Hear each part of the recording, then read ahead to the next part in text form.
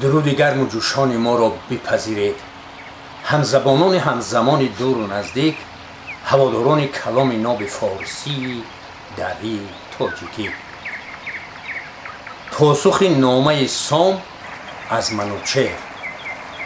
پس آن نامه سام پاسخ نبیشت، شگفتی سخنهای فرخ نبیشت که ای نامور پهلوان دلیر، به هر کار پیروز برسان شیر. نبیند چو تو نیز گردان سپهر، به رزم و به بزم و به رای و به چیر. همین پور فرخنده زال دلیر، که از او خیره گردد گهی رزم شیر. دلیر و هنرمند و گرد و سوار، کز او ماندند در جهان یادگار. رسید و بدانستم از کام اوی، همان خواهش و رای و آرام اوی. همه آرزوها سپردم بدوی، بسی روز فرخ شمردم بدوی. زی شیری که باشد شکارش پلنگ، چه زاید بجز شیر شرزه به جنگ. گسی کردمش با دل شادمان، کز او دور بادی بدی بدگمان. برون رفت با فرخی زال زر، ز گردان لشکر برآورد سر.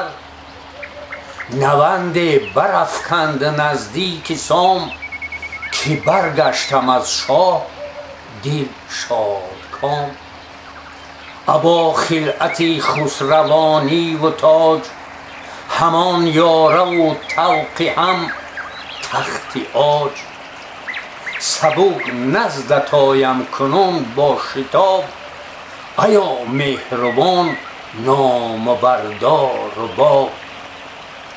چه شد زان سخن پهلوان، که با پیر سر شد به نوی جوان.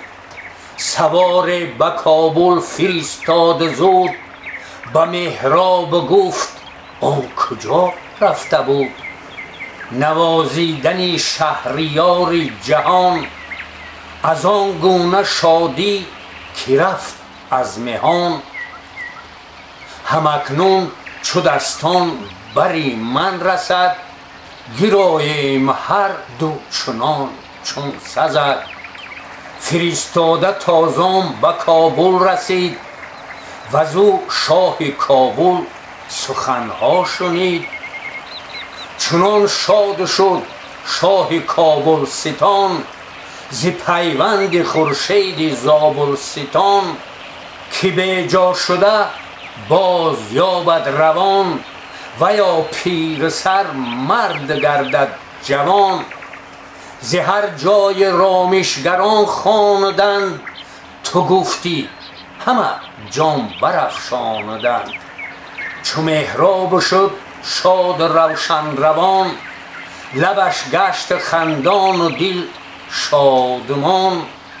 گرانمایه سیندخت را پیش خواند، بسی چرب گفتار با او براند. بدو گفت کی هفت فرخنده رای، بیفروخت از رایت این تیره جای. به شاخ زدی دست کاندر زمین، برو شهریاران کنند آفرین. چنان هم کجا ساختی از نخست، بباید مرین را سرانجام جوست. همه گنج پیش تو آراستند، اگر تاج اگر تخت اگر خواستند.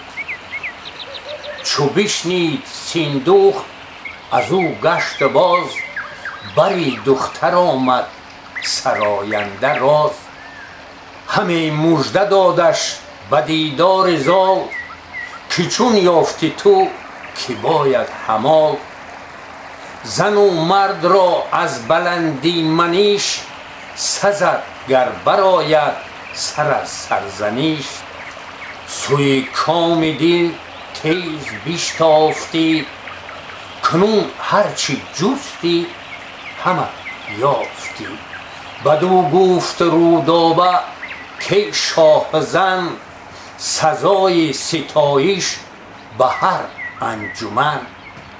من از خاک پای تو بالین کنم، به فرمان آرایشی دین کنم.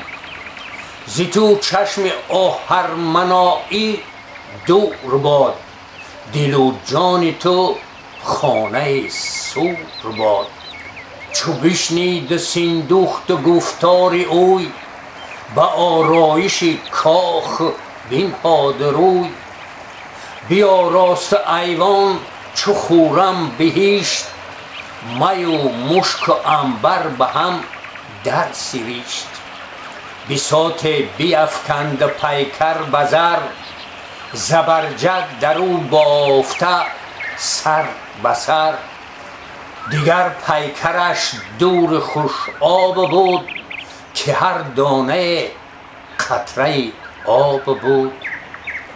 در ایوان یک تخت زرین نهاد، با آیین و آرایش چین نهاد. همه پیکرش گوهر آگنده بود، میان گوهر نقش ها کنده بود. ز یاقوت مر تخت را پایه بود، که تختی کیان بود و پرمایه بود. بیاراست رودابه را چون بهشت، بر او بربس جادویی ها نبیشت. نشاندش در آن خانه زرنگار، کسی را بری او ندادند بار. نشاندش در آن خانه زرنگار، کسی را بری او ندادند بار. همه کابلستان شد آراسته، پر از رنگ و بوی و پر از خواسته. همه پشت پیلان بیاراستند، به دیبای رومی بپیراستند. نشستند بر پیل رامشگران، نهادند بر سر همه افسران. پذیرش شدن را بیاراستند، یکایک پرستندگان خواستند. کجا برفشانند مشک و عبیر، همان گسترانند حظ و حریر. فشانند بر سر همه مشک زر، کنند از گلاب و زمین خاک تر.